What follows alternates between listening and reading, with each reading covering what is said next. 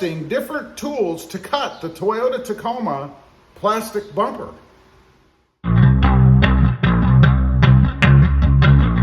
Well, good afternoon, everybody, and welcome back to Robmotive. I'm going to run through a few different ways, actually 3 different ways, to cut the plastic on the Toyota Tacoma. This is the first time I'm trying some of these, 1 of these, 2 of these myself, so it's going to be interesting to see. Now, why I'm doing this is because I am replacing the front bumper. I'm going to put a Highline body armor or body armor Highline front bumper on. And to do that, you have to trim this plastic part of the bumper area. So I've been thinking, how am I going to do that so that it comes out well? You know, I've seen different methods on the web, people using different things. So I have 3 different tools, and no, I'm not using a hacksaw. I have 3 different tools here that I'm going to test out. I've got a body saw, I've got one of these oscillating kind of saws, and then I have a Dremel. Now, I have a piece of trim work. This is from a Toyota Tacoma. I actually used a jigsaw or a saber saw, whatever you want to call it. And you can see it was a pretty messy cut. Not to mention, it's pretty difficult to fit a jigsaw in this area. So I am not going to be using a jigsaw. But I'm going to put this in the vise here, and we're going to test out these 3 different saws to see what is the best method to use to cut plastic on the Toyota Tacoma. Okay, we've got you guys all set up out here. I'm going to start off with the Dremel.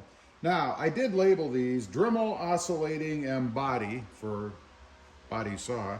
And I drew lines because I'm going to be cutting against a line, right? So I thought I'd make it as realistic as possible for when I'm going to cut. Now, full disclosure, this piece of plastic, which is the A-pillar trim from inside the Toyota Tacoma, is a little bit thicker. So obviously it's a little bit harder to get through, more propensity for the plastic to melt, I guess, as I cut, which is a problem. So it will be a little bit better on the truck itself. But let's go ahead and get started. I'm going to start down here where it says Dremel, and I'm just going to cut this line as if I was cutting the line on the truck. So let's go. Start slower speed, I guess. And that's obviously too slow.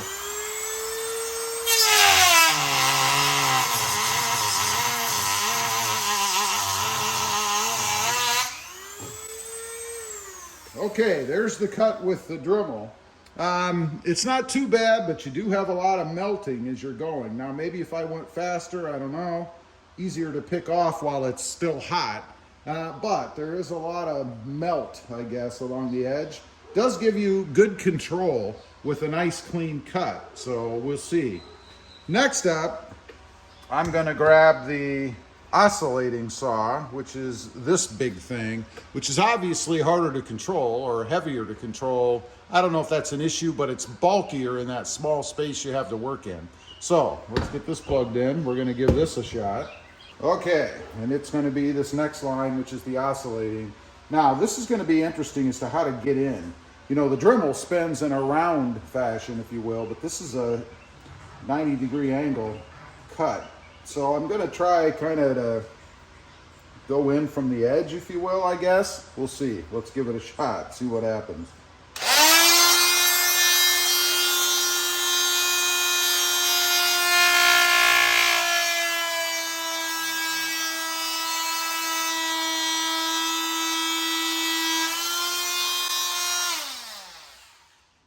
Okay, that is a much smoother, nicer cut. A little bit less melting as I went, at least on the top, which is okay. I mean, if it melts on the bottom, who cares? You're not going to see that anyway. But I do like that. Now, one thing you'll notice, it does melt on the blade. That shouldn't be a big deal as you're cutting because it will clear by itself as you're cutting. So that is the oscillating saw.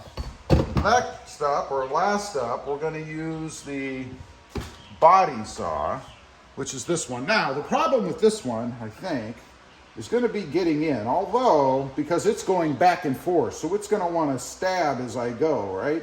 So it's going to be hitting, but I think at the right angle, I should be able to get a good start on it. We're going to find out. Hopefully it doesn't pop the blade off. Let's see what happens. And I'm gonna cut, I guess, towards myself a little bit. So I've never used one of these before. The other two I've used. This is my first time with a body saw, so see how it goes. First thing, and I don't know if you pick it up on camera,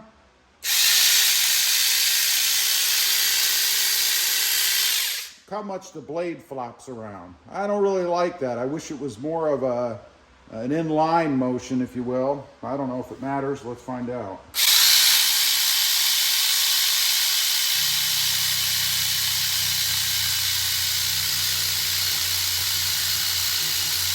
Yeah, definitely difficult to get started. I think I'm going to have to start it with the Dremel just to get the line going. So let me do that. Otherwise, you could drill and then you'd have a spot to start. But man, that's pretty herky-jerky. I don't think I like that.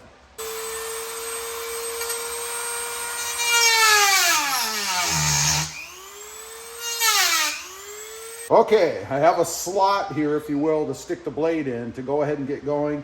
That might not be as big of a problem because on the Tacoma, I can start at the bottom, which is open on the edge of the bumper, so that might not be a big deal.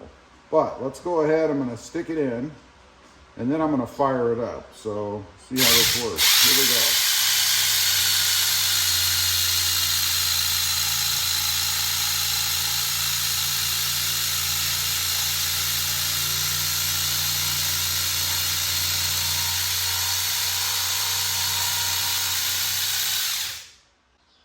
Okay, there's the cut with the body saw. Much messier, as you can see. Look at all this plastic laying all over the place. Didn't have that, and that's probably because the other ones just melt as they go. This one actually cuts as opposed to melts. So we have more mess.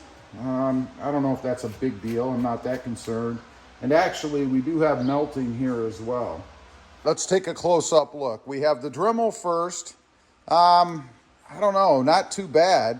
Definitely some melting here, but not a bad cut and easy to control. Then we have the oscillating saw. I think it's called oscillating. I may not be calling that by the right name.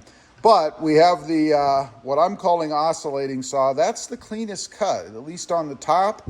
And not too difficult to control, but it is the biggest unit I have. And lastly, the body saw. I have to start it off to be able to slip the blade in the slot. And then we still do have actually a lot of melting across here. It's a finer melt, as well as a bunch of slag, or we'll just call it melt or cut plastic, I guess, laying all over the place. So much messier. For me, wow, tough decision. I like the Dremel because it's easy to control, nice and small. I mean, it is the smallest of the three tools. But the cut from the oscillating tool is much better. A lot less melt, at least on the top, which is my main concern, although I will have to clean it up. We'll take a look in a minute. I'll pull this out of the vise and look at the bottom because we are going to have to clean up the cut to be able to put the molding over the cut. And then the top, of course, is the body saw. For me, so far, the winner is the oscillating tool, but let's take a look at the back. All right, let's take a look at the back. The top one is the Dremel.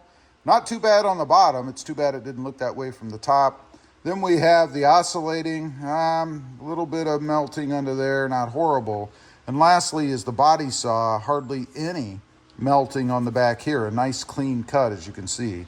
Now, again, why that matters is because I have to clean up both sides of the cut, so either way.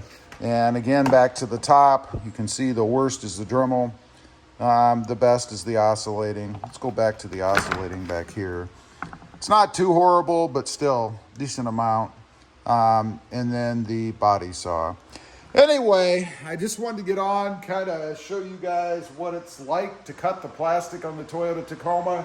You know, a lot of times when you see videos, nobody shows you this kind of stuff. They just make a nice cut, and then miraculously, it's all nice and cleaned up when they're done, because they don't show you about knocking off all of the melted stuff or the difficulty, I guess, of using something like a body saw and getting the line started, unless you start from the bottom. For me, I think I'm going to use the oscillating saw. This one made the best cut. Still able to control it well enough, even though it's a tight space down there. But with the grill off, I think it's going to fit okay. Anyway, leave a comment. Let me know what you think. And is there a different tool? Am I missing out? I'd be curious to know. Also, real quick, I do have 2 additional channels. Robmotive Rides, all about the Mercedes-Benz, and Robmotive JT, all about the Jeep Gladiator. Check them out, and if you're interested, please consider subscribing. And while you're at it, don't forget to click that subscribe button for the Robmotive channel, where you are right now. Thanks for watching. Stay safe out there. Bye.